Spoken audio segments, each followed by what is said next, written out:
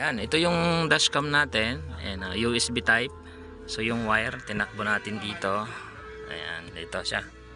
So hanggang dito sa ilalim. Ayan, so yung GPS nya. Ayan.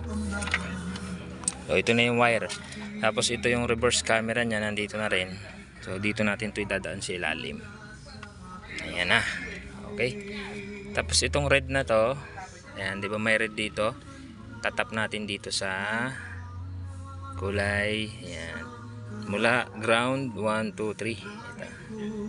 Tatap natin dito yan. Ito yung reverse trigger nya sa harap. Okay. So yan. Ito yung mga USB nya. Ayan. USB dalawa.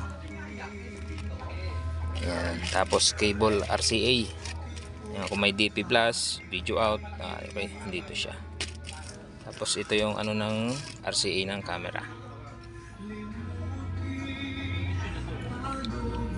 Okay, sige, tuloy natin, tuloy.